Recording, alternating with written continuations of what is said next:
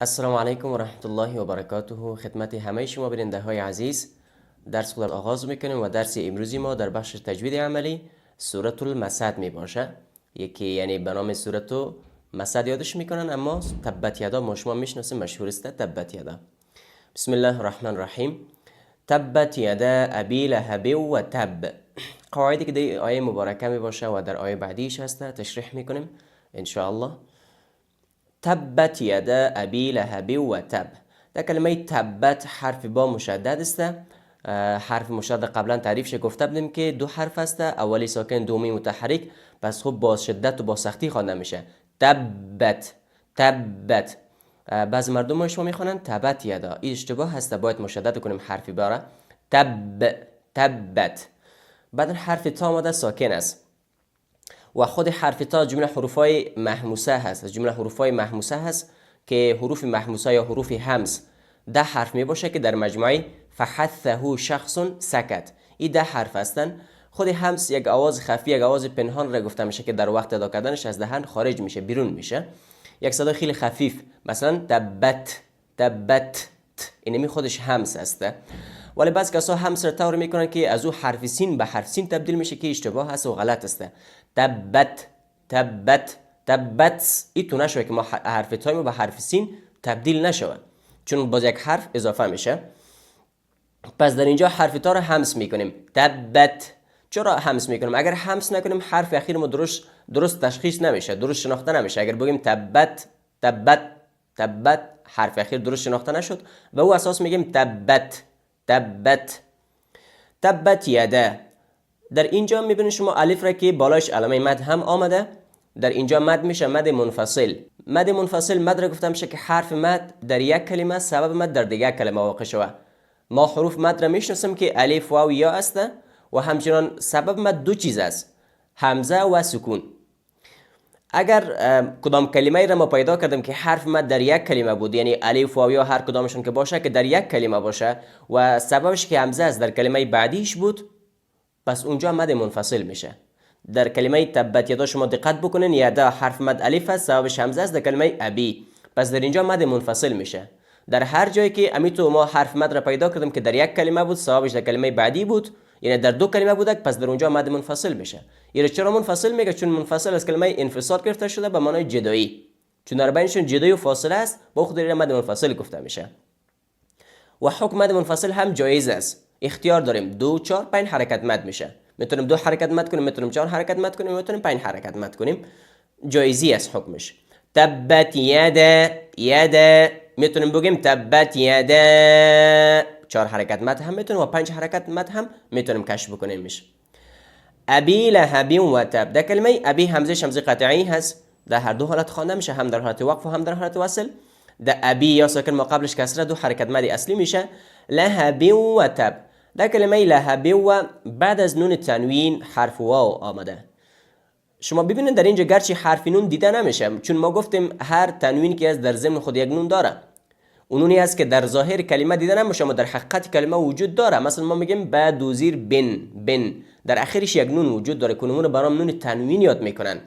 در اینجا بعد از نون تنوین حرف واو آمده و واو از جمله حروفای ادغام است. قبلا ما حروف ادغام گفته بودیم که حروف ادغام 6 دانه هست. یرملون در مجموعه جمع شده، یا را میم لام واو نون، یرملون. و ادغام را بدون ما تقسیم کرده بودیم که ادغام با غنه و بدون غنه. ادغام با غنه که در اون حروفا غنه صورت میگرفت 4 حرف بود که یا میم نون واو یمنو، این 4 حرف بود. و ادغام بدون غنه 2 حرف داشت که لام را بود. پس در اینجا میبینیم که بعد از نون تنوین واو آمده، پس در اینجا ادغام میشه. چی ادغام میشه؟ حرف نون در حرف واو داخل میشه. ابی لهب و تب. لهب و تب نمیگیم، لهب و تب میگیم، همراه 2 حرکت غنه. و تب. در کلمه و تب حرف با مشدد است و بالایش وقف صورت میره، در اینجا قلقله میشه، قلقله کبرا. قبلا ما تعریف قلقله در سوره الفلق خوانده بودیم که قلقله چی رو گفته میشد و حروف قلقله چند داره بود رو گفته بودیم، سرش بحث کرده بودیم. فقط در اینجا میگیم که در کلمه و تب قلقله میشه قلقله کبرا. قلقله کبرا قلقله رو گفته میشه که موقوف علیه مشدد، بالای کلمه وقف صورت بگیره و مشدد باشه، در اونجا قلقله کبرا صورت میگیره. کبرا یعنی بزرگ، تکان دادن بزرگ، ما بزرگ تکان میدیم. به طور مثال و تب باید خوب تکانش بدیم به خاطر که قلقله کبرا هست. اگر ای تو بگیم و تب حق حرف ادا نشد و یک حرف را ما از بین بردیم، باید خوب مشدد شود. و تب اکثریت مردمشون میگه و تب اشتباه هست. حتی حرف با رو به حرف پ بدل میکنن که در عربی خو حرف پ نداریم دیگه. ما اغنا عنه ماله و ما کسب. در کلمه ما اغنا شما دقت بکنین، در اینجا هم حرف مد الف سبب مد همزه که در کلمه اغنا آمده، پس در اینجا هم مد منفصل میشه که قبلا ما مد منفصل در کلمه یدا خوانده بودیم. حرف مد و سبب مد در دو کلمه واقع شده، مد منفصل میشه. ما اغنا، در اغنا حرف غین ساکن است، در جمله حروف های استعلا از حروف های پر است، حرف غین پر خوانده میشه چهارم درجه به خاطر که ساکن است. اغنا بالای نون یک الف کوچک آمده که به نام الف مقصوره فوقانیت میشه که قبلا هم گفته بودیم در اینجا دو حرکت مد اصلی میشه. ما اغنا ما اغنا نشود. عنه، در کلمه عنه بعد از نون ساکن حرفی ها آمده، در اینجا هم اظهار صورت میره، اظهار حقیقی یا اظهار نون ساکن، چون بعد از نون ساکن حرفی ها آمده، ها جمله حروف اظهار است. ما گفتیم هرگاه بعد از نون ساکن یا تنوین همزه و ها، عین و ها، غین و خا، این شش حرف بیاد در اونجا اظهار صورت میره. اظهار به این معنی که نونش ظاهر خوانده میشه بدون غنه، وقف را بالاش زیاد نمیگیریم. به طور مثال ما اغنا عنه ایتو غنه روش نمیکنیم. عنه ماله، در کلمه ما الف ساکن ما قبلش فتحه، دو حرکت مد میشه مد اصلی. ماله همچنان در کلمه هو مد صله میشه، صله صغرا، چون های ضمیر در بین دو متحرک واقع شده، پس در اینجا دو حرکت مد میشه، به همزه مد اصلی دو حرکت مد میشه که به نام صله صغرا یاد میکنه. اگر بعد از های ضمیر همزه بیاید او را صله کبرا گفته میشه. اگر بعد از های ضمیر همزه بیاید او را صله کبرا گفته میشه. اگر بعد از های ضمیر همزه نباشه پس او را صله صغرا گفته میشه که فقط دو حرکت مد میشه. ماله، و این با صله واودار خوانده میشه. با صله واودار به یک معنا خوانده میشه چون ما قبل های ضمیر اگر فتحه و ضمه باشه او را با صله واودار میخوانن، یعنی مثل واو میخوانن، مثل پیش میخواننش. ماله. و اگر ما قبل های ضمیر کسره باشه نزیر باشه باز با صله یادار خوانده میشه، مثل بیهی ایوصله، بیهی اونجا با صله یادار میخواننش. و ما کسب، دوامه همچنان الف ساکن ما قبل زبر مد اصلی میشه. کسب، در کلمه کسب اگر وقف میکنیم اینجا قلقله میشه، قلقله وسطا. قلقله وسطا را هم قبلا تعریفش خواندیم که حرف قلقله موقوف علیه ساکن بالاش وقف صورت بگیره و ساکن باشه.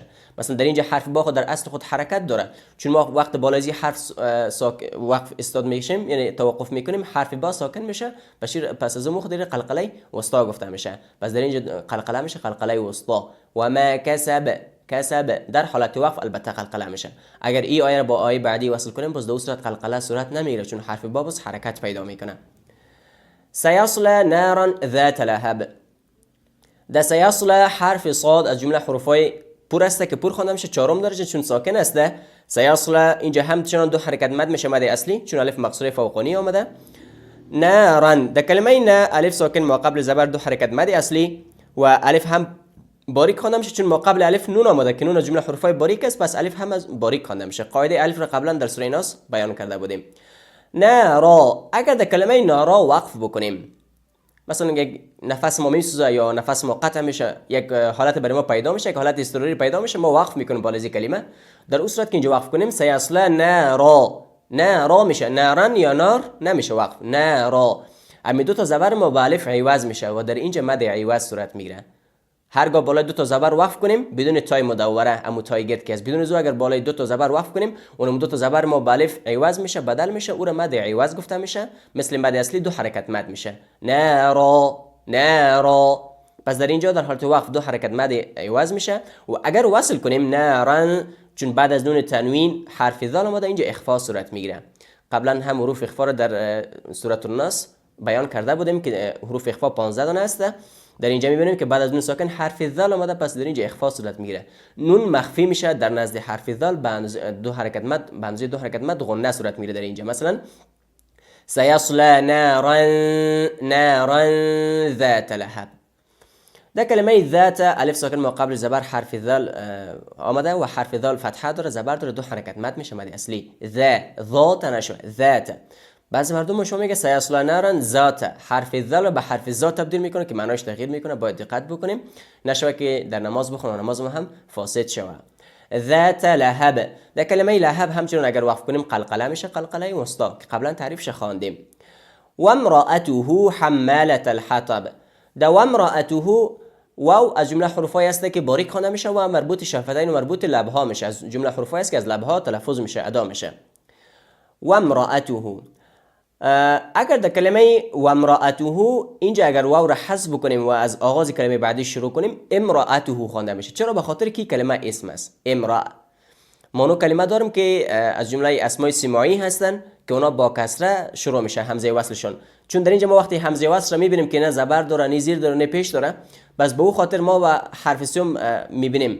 البته که حرف سیوم میبینیم اون فقط مربوط به فعل میشه. وقتی کلمه فعل باشه ما به حرف سیوم میبینیم. اگر حرف سیوم فعل ما فتحه و یعنی زبر و پیش بود، زبر و زیر بود، همزه رو زیر میتیم، و اگر حرف سوم فعل ما پیش بود همزه رو پیش میتیم که وقتی مثالش بیان ان شاء الله سرش کار میکنیم. فعلا در اینجا چون این کلمه اسم است و اسم نیاز به حرف سوم چهارمی نداره، اینطور نیست که ما بگیم حرف سوم زبر داره همزه رو زیر بتیم، اگر حرف سوم پیش داره همزه رو پیش بتیم، نه خیر، او مربوط فعل میشه. اما کلمه امرا اسم است، از خاطر ای با کسره همزه وصلی شروع میشه. همزه وصلی رو ما در اینجا زیر میتیم، امرأته میخونیم، امرأته یا امرأته شروع نمیکنیم. پس در اینجا امرأته آغاز میشه و شروع میشه.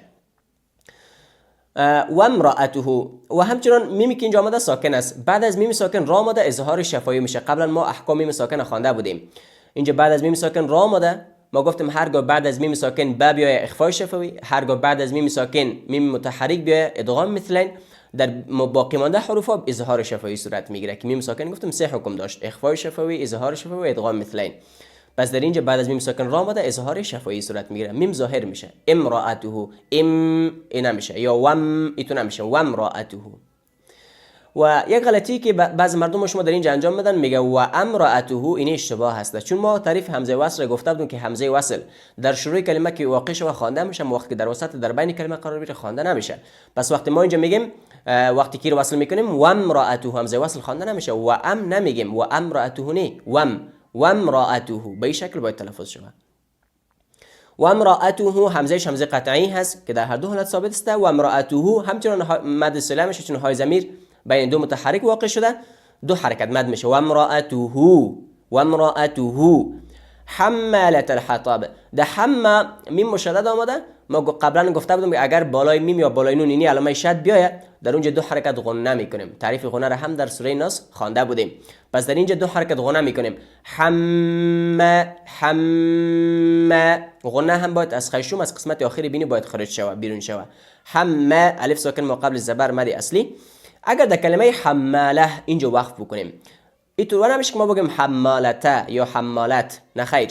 چون ما گفتم اگر بالای تای مدوره، امیتایی که تو گرد از بالای زی وقف صورت بگیره، اون حرف تا به حرف ها بدل میشه. حماله، حماله. گرچه وقف نمیشه اینجا، خواهی کس مثل به خاطر وقف اصراری پیدا میشه یا مشکل پیدا میشه وقف میکنه، باز میتونه بگه حماله. اگر وصل میکردیم حماله تل باز میشه. در کلمه الحطب همزه همزه وصلی هست که در شروع کلمه خوانده میشه و در وسط و در بین کلمه خوانده نمیشه. الحطب بعد از الف لام حرف ح اومده اظهار قمری میشه. قبلا ما احکام الف لام را خوانده بودیم، از اون زیاد تشریح نمیکنیم چون قبلا قواعدش خواندیم. اینجا بعد از الف لام حرف ح اومده اظهار قمری میشه. الحطب حرف ح هم از وسط و از میان حلقه دا میشه. حطب حرف طا از جمله حروف استعلا هست، حروفای قوی هست، پر خوانده میشه و دوم مرتبه دوم درجه پر خوانده میشه. حطب حتب به حرف ت نشود. اگر وقف کنیم حطب قلقله میشه، قلقله وسطا. فی جیدها حبل من مسد. ده فی یا ساکن مقابلش زیر آمده دو حرکت مد اصلی میشه. ده جی همچنین یا ساکن مقابلش کسر دو حرکت مد اصلی. ها همچنین الف ساکن مقابل زبر دو حرکت مد اصلی. حب ده حب حرف با قلقله میشه، قلقله صغرا، چون حرف با در وسط کلمه ساکن آمده، موصول علیه ساکن.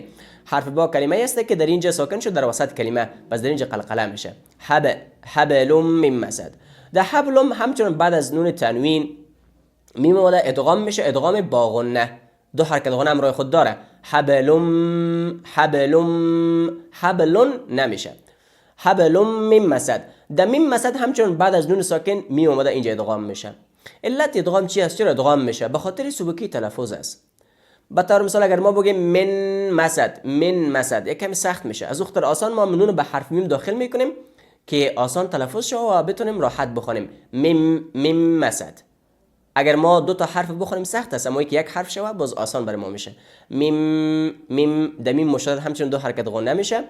مسد اگر اینجا وقف کنیم قلقله میشه، قلقله وسطا، چون حرف قلقله در آخر کلمه قرار گرفته و ساکن میشه، پس این قلقله وسطا گفته میشه. این بود درس امروز ما. از توجهتون تشکر. السلام علیکم و رحمت الله و برکاته.